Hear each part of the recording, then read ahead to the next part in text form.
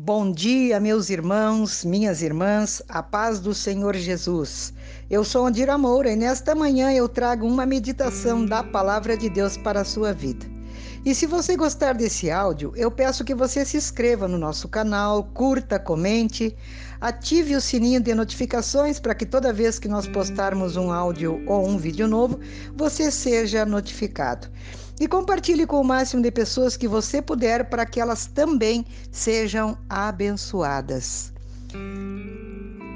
Livro de 1 Samuel, capítulo 16 e versículo 23.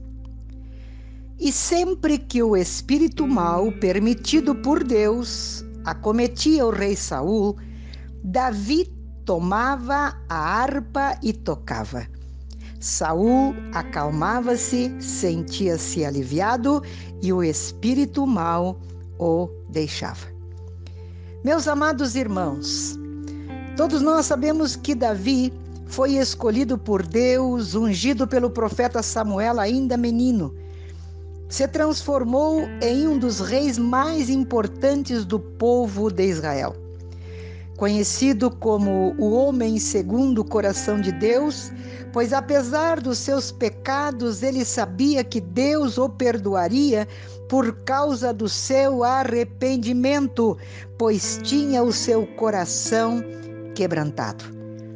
Davi, o menor da casa de seu pai, de pequena estatura, desprezado entre os seus irmãos que eram guerreiros. Muitas vezes correu perigo ao defender seu rebanho de ovelhas, mas como um bom pastor tinha fé e coragem. Servo obediente, mesmo depois de se tornar rei, buscava conselhos na escola dos profetas. Um guerreiro de fé, cortou a cabeça de Golias quando levou ao chão com apenas uma pedra certeira na sua testa. Um cidadão submisso, mesmo depois de ser ungido rei, se manteve fiel ao reinado de Saul.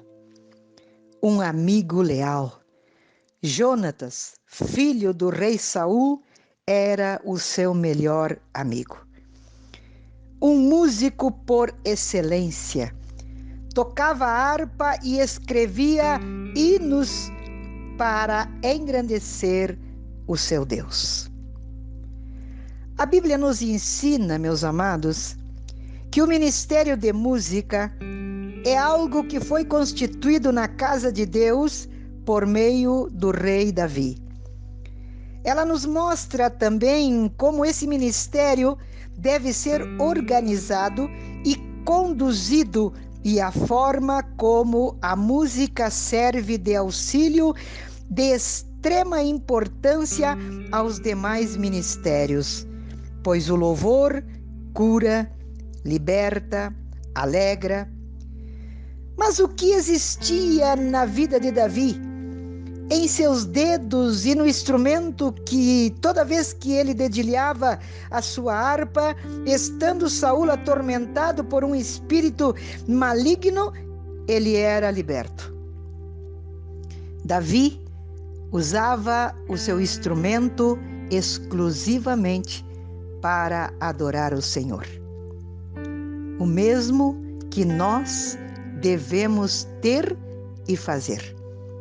Vida consagrada ao Senhor. Rejeitar os manjares que o mundo oferece. Ter a presença constante do Espírito Santo e obedecer à palavra de Deus. Eis aí a resposta. Exemplo de um louvor poderoso. O Espírito Santo operava na vida de Davi e a sua unção enchia o ambiente quando ele dedilhava a sua harpa, ao ponto do espírito maligno se retirar. Amados, o ministério de música deve ser planejado, estruturado, ungido e cantado a fim de agradar aquele que nos chamou para a sua maravilhosa obra. Esse era o sobrenatural. Portanto, eu convido você a santificar os nossos lábios. E se você toca um instrumento, separe-o para o louvor do nome do Senhor. Pois quando você cantar ou tocar, a unção do Espírito Santo será contagiante e haverá salvação, cura e libertação. E o nome do Senhor será glorificado em sua vida.